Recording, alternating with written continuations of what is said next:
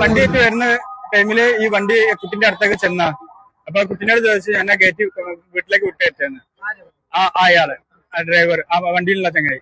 അപ്പൊ കുട്ടി പറഞ്ഞില്ല ഞാൻ നടന്നു പോയിക്കോളാം എന്ന് പറയും. അപ്പൊ അത് സംശയപ്പോ ഞാനൊന്ന് വണ്ടി സൈഡാക്കി റോങ് ഇട്ടിങ്ങണ്ട് ഞാൻ ചോദിച്ചു എന്തേന്ന്. അപ്പൊ ആ എന്നോട് വണ്ടി കൊണ്ട് ഞാൻ വീട്ടിൽ വിട്ടുതരാന്ന് പറഞ്ഞിരിക്കുന്നത്. ഞാൻ പറഞ്ഞു മോനെ അടക്കുന്നത്. അപ്പൊ ഞാൻ ചോദിച്ചത് ഈ എവിടെയുള്ളതെന്ന് ചോദിച്ചു. ഞാൻ കാസർഗോഡുള്ള. എന്തിനാ ചോദിച്ചത്? എനിക്കറിയുന്നതല്ലേ ഇവിടുത്തെ സംഭവങ്ങളൊക്കെ ഇപ്പൊ നടക്കുന്നത്, ഇങ്ങനെ കുട്ടികളെ കയറ്റി കൊണ്ടുപോകാൻ പാടില്ല എന്നുള്ള അറിയില്ല.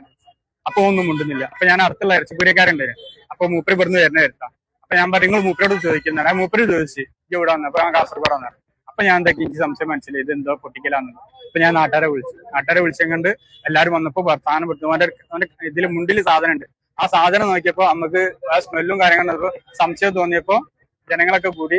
അപ്പൊ അതിനെ സംസാരിച്ചപ്പോ ഓന്റെ വണ്ടി ഇല്ലാന്ന് മനസ്സിലായി. നമ്പറിലേക്ക് വിളിച്ചപ്പോ അതിന്റെ വണ്ടിക്കാർ വേറാന്ന് പറഞ്ഞപ്പോ ഇത് പൂർണ്ണമായിട്ട് മോഷണം നടത്തിയ വണ്ടി കുട്ടീനെ തട്ടിക്കൊണ്ടുപോകാൻ പോകുക എന്നുള്ളതിന്റെ തെളിവാന്ന് കണ്ടപ്പോ ജനങ്ങള് പിടിച്ചു നിർത്തി.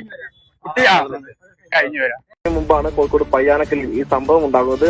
മദ്രസ കഴിഞ്ഞ് വരികയായിരുന്ന കുട്ടിയെ ഈ വെള്ള കാറിലെത്തിയ ഒരാൾ കാറിലേക്ക് കയറാൻ ആവശ്യപ്പെട്ടു. കുട്ടി തയ്യാറായില്ല. പിന്നാലെ ഈ ബലം പ്രയോഗിച്ചുകൊണ്ട് കുട്ടിയെ കാറിലേക്ക് കയറ്റാൻ ശ്രമിക്കുകയായിരുന്നു. അത് നാട്ടുകാരുടെ ശ്രദ്ധയിൽപ്പെട്ടതിനെ തുടർന്ന് നാട്ടുകാർ ഇടപെട്ടാണ് ഇയാളെ പിടികൂടിയത്. പിന്നാലെയാണ് ഈ കാറ് ഈ ബീച്ച് ആശുപത്രിക്ക് സമീപത്തുള്ള ടാക്സി സ്റ്റാൻഡിൽ നിന്നും മോഷണം പോയതായിട്ടുള്ള വിവരം കൂടി ലഭിക്കുന്നത്. അങ്ങനെ മോഷ്ടിച്ച കാറുമായി ഈ സ്ഥലത്തെത്തിയ ആളാണ് കുട്ടിയെ ബലം പ്രയോഗിച്ചുകൊണ്ട് കാറിൽ കയറ്റി കൊണ്ടുപോകാൻ ശ്രമിച്ചത്. ഏതായാലും നാട്ടുകാരുടെ ഇടപെടൽ തന്നെയാണ് എടുത്തു പറയേണ്ടത്. നാട്ടുകാർ പെട്ടെന്ന് തന്നെ ഇടപെട്ടത് കാരണമാണ് കുട്ടിയെ തടയാനും ഇയാളെ ഈ കുട്ടിയെ തട്ടിക്കൊണ്ടുപോകലിൽ നിന്നും തടയാനും അങ്ങനെ കുട്ടിയെ രക്ഷപ്പെടുത്താനും കഴിഞ്ഞത്. 20 വർഷമായിട്ട് ഓടുന്ന സ്റ്റാൻഡാണ്. ആ സ്റ്റാൻഡിൽ നിർത്തിയിട്ട് വണ്ടി നിർത്തിയിട്ട് എനിക്കൊരു ഓർഡർ പോകാണ്ടായിരുന്നു. അപ്പൊ ഞാൻ മൂത്രമൊഴിക്കാൻ വേണ്ടിയിട്ട് റൂമിലേക്ക് പോയി വന്ന് 5 മിനിറ്റ് ഞാനൊരു വണ്ടി ഇരിക്കായിരുന്നു. വണ്ടി ഓർഡർ പോകാൻ വേണ്ടി മൂത്രമൊഴിക്കാൻ വേണ്ടി റൂമിലേക്ക് പോയി തിരിച്ചു വന്ന് 5 മിനിറ്റ് കൊണ്ട് തിരിച്ചു നോക്കുമ്പോൾ വണ്ടി കാണാനില്ല. വണ്ടി ചാവി വണ്ടിയിൽ വെച്ചിരുന്നു. സാധാരണ ഞങ്ങൾ ചിലപ്പം വെക്കും ചിലപ്പോൾ വെക്കാതെ ഇരിക്കും. അങ്ങനെ കണ്ടാലല്ലോ നമ്മൾ ബീച്ച് ഹോസ്പിറ്റലിന്റെ അവിടെയാണ് നമ്മുടെ സ്റ്റാൻഡ് ഉള്ളത്. അതാണ് നമ്മുടെ സ്റ്റാൻഡ്. ടാക്സി സ്റ്റാൻഡ് ഉള്ളതാണ്. അവിടെ വേറെ വണ്ടികളുണ്ട്. അപ്പൊ ഇന്ന് ഞാൻ മാത്രമേ ഉണ്ടായിരുന്നുള്ളൂ. അപ്പൊ ഞാൻ ഓർഡർ പോകാൻ നിൽക്കരുത്. അന്നേരം മൂത്രമൊഴിക്കാൻ പോയി തിരിച്ചു വന്ന് നോക്കുമ്പോൾ 5 മിനിറ്റ് കൊണ്ട് വണ്ടി കാണില്ല. ഈ വ്യക്തിയെ ഞാൻ അറിയ പോലും ഇല്ല. എവിടെ ഉള്ളതാണെന്ന് അറിയ പോലും ഇല്ല.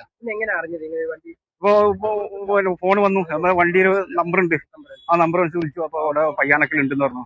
അപ്പൊ വെള്ളി സ്റ്റേഷനിൽ പോയി പറഞ്ഞപ്പോ പരാതി കൊടുക്കാൻ നിന്നപ്പോഴത്തേക്ക് വെറുതെ വിളി വന്നു. അപ്പൊ ഇവിടെ വന്നപ്പോ വണ്ടി ഇവിടെ കിടക്കുന്നുണ്ട്. നമ്മളെ വണ്ടി